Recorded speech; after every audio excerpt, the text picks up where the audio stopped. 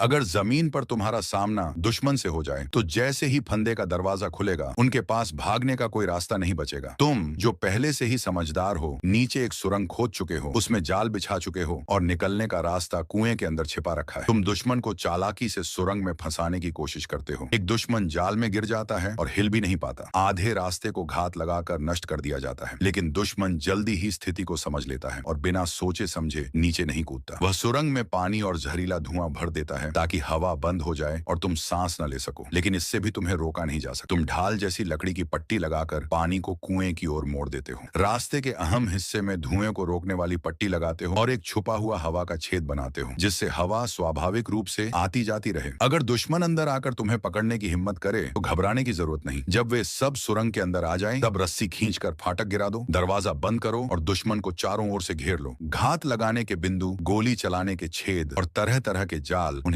आने जाने का मौका नहीं देते। जैसे जैसे लड़ाई का अनुभव बढ़ता है, तुम सुरंगों की लंबाई बढ़ाते हो, पूरे गांव को जोड़ते हो और सामूहिक रक्षा व हमला संभव बनाते हो। लेकिन सुरंगें बढ़ने के साथ संचार मुश्किल हो जाता है, इसलिए तुम मुख्य सुरंग के जरिए संदेश प्रणाली बनाते हो, जो न केवल जमीन के नीचे की लड़ाई को नियंत्रित करती है बल्कि ऊपर की लड़ाई के साथ भी तालमेल बनाती है। ऊंची रक्षा व्यवस्था के साथ मिलकर यह एक क्रॉस फायर नेटवर्क बनाती है, जिससे निष्क्रिय रक्षा सक्रिय हमले में बदल जाती है। रक्षा करने वाले लोग छोटे बड़े हर जगह गोली चलाने के छेदों से हमला करते हैं। दुश्मन चारों ओर से हमलों में फंसकर घबरा जाता है और दिशा खो देता है। हालांकि सुरंगों की स्थिति साधारण होती है और लंबे समय तक युद्ध के लिए कठिन होती है, इसलिए सुरंगों में कमांड रूम, भंडारण कक्ष, चिकित्सा कक्ष, दवाइयों के कमरे आदि जोड़े जाते हैं। साधारण सुरंगों को एक बहुउद्देशीय भूमिगत नेटवर्क में बदल दिया जाता है, जो हमला और रक्षा दोनों कर सकता है। यह तुम्हारी खोज नहीं बल्कि उन महान क्रांतिकारी पूर्वजों की विरासत है, जिन्होंने सुरंग युद्ध में कभी दुश्मन के सामने आत्मसमर्पण नहीं किया। उन्होंने सबसे साधारण औजारों से